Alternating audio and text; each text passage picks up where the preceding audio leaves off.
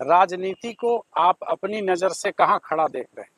सामाजिक राजनीतिक जीवन में स्वच्छ चरित्र के व्यक्ति का रहना, सरवाइव करना, आगे बढ़ना बहुत कठिन है। असंभव नहीं है, लेकिन कठिन है। और अक्सर मेरे से भी ये लोग सवाल करते हैं, आप गांधी जी को मानते हैं, गांधी जी को फॉलो करते हैं? तो मैं कहता भी हूँ कि भाई हम लोगों की आज के दौर में हमारी इतनी चारित्रिक शुद्धता, इतनी ताकत नहीं है कि मैं ये कह सकूं कि मैं गांधी जी को फॉलो करता हूं। हाँ, ये जरूर है कि प्रयास कर रहे हैं कि जितना हो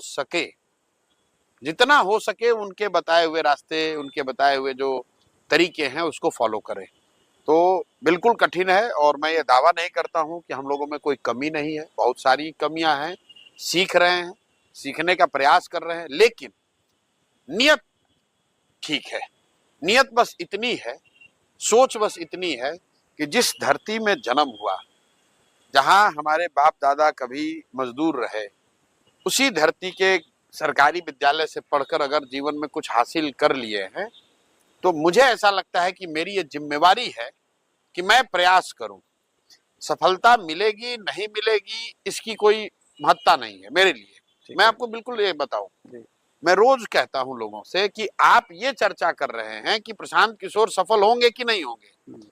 चर्चा आपको ये करनी चाहिए कि ये प्रयास होना चाहिए कि नहीं होना चाहिए बिहार में।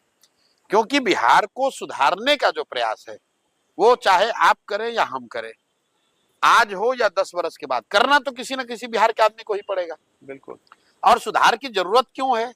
इसलिए नहीं कि प्रशांत किशोर कह रहे हैं, इसलिए नहीं कि हम नीतीश और मोदी और लालू के विरोधी हैं, इसलिए कि 1970-75 के दौर में भी देश का सबसे गरीब और पिछड़ा राज्य बिहार था, और आज भी जयप्रकाश नारायण के संपूर्ण क्रांति के आंदोलन और नारे के 50 साल के बाद भी आज देश का सबसे गरीब, सबसे पिछड़ा, सबसे ज्यादा निरक्षर, सबसे ज्यादा बेरोजगारी, सबसे ज्यादा पलायन वाला राज्य बिहार ही है।